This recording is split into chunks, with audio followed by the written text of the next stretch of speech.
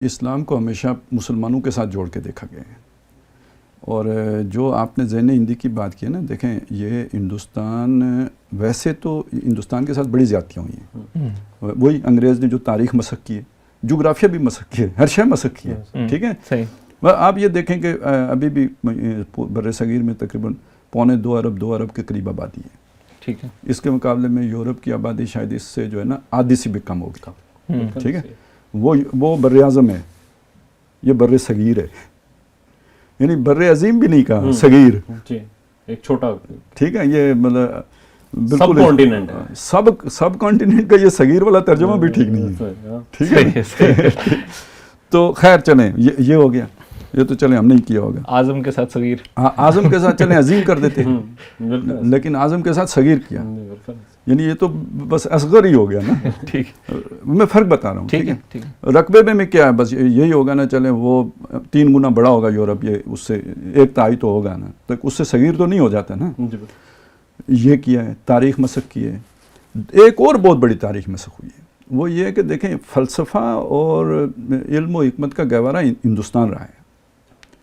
تہذیب بھی پرانی ہندوستان کی ہے، انہوں نے یونان بنائی،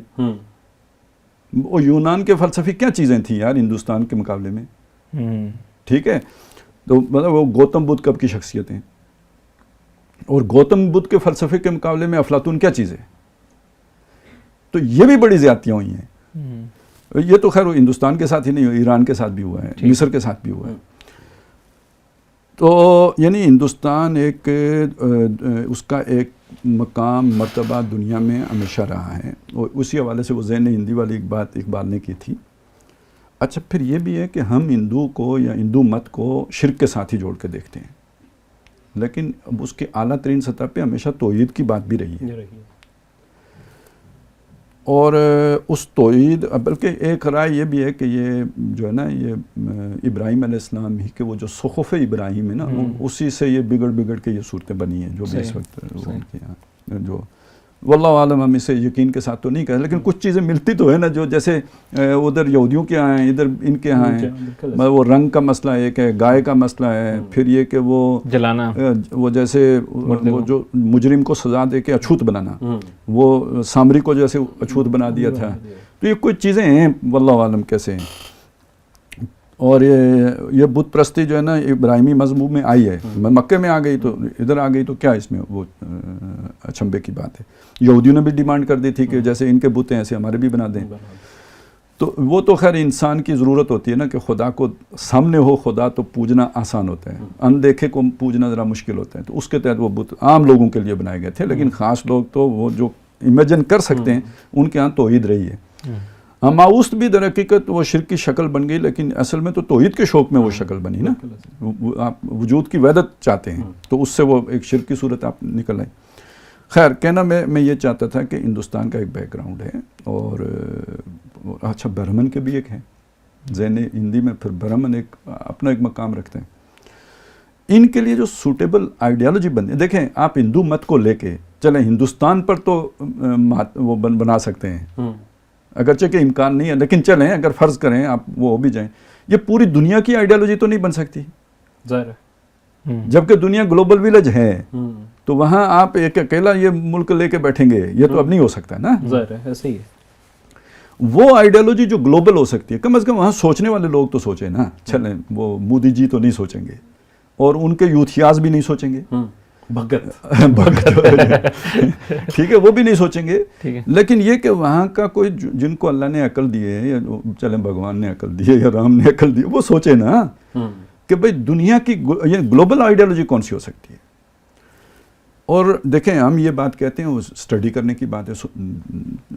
ریسرچ کرنے کی بات ہے، ہمارا دعویٰ یہ ہے کہ اسلام ہے، ٹھیک ہے، اس میں یہ ہم ناکام ریاست ثابت ہو چکے ہوئے ہیں ابھی تک 75 سالوں میں، جس مقصد کے لیے ہمارا مقصد یہی تھا، یہ ہم نہیں پورا کر سکے۔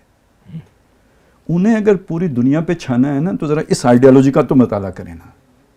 یہ انہیں دنیا کا بادشاہ بنا سکتی ہے، ان کا ٹیلنٹ بھی ہے، پوٹینشل بھی ہے، اور اس صورت میں پاکستان تو پکے ہوئے پھل کی طرح ان کی جھولی میں آ کے گرے گا، بلکہ افغانستان بھی گرے گا، بلکہ پورا عالم اسلام آ گرے گا۔ تو سوچنے اصل میں تو جیسے آپ نے پتہ نا احتجاج کرنے کا ایک طریقہ انگریز نے سکھایا تھا کہ یہ بھی ہے، تو بھائی دنیا اب ہتھیاروں سے تو نہیں فتح ہو سکتی.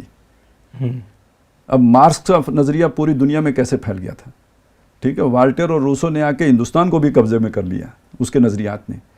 تو ہندوستان سے اگر یہ نظریہ اسلامی نظریہ اٹھتا ہے اور تو وہ تو اس کا یہ پوٹینشیل ہے کہ پوری دنیا پہ چھائے، ٹھیک ہے. اور اسی میں نے اس وقت ہندوستان کی فوز و فلاح وہ اصل میں اسلام کے ساتھ وابستہ ہے، ہندو مت کے ساتھ نہیں. ہندو مت اسے جہاں پہنچا سکتا تھا وہاں پہنچ چکا، اور یہ تباہی کی جگہ ہے. سیکولرزم بھی اب مزید انڈیا میں نہیں چل سکتا، یہاں تک تو لے آئی کانگریس، لیکن اب آگے سیکولرزم کے لیے کوئی گنجائش نہیں ہے. جس درجے کی انتہا پسندی پیدا ہو چکی ہے نا، اسے کوئی مذہبی بارش ہی اب کنٹرول کر سکتی ہے، وہ سیکولرزم اس کی آبیاری نہیں کر سکتا. تو میری سمجھ میں تو یہ باقی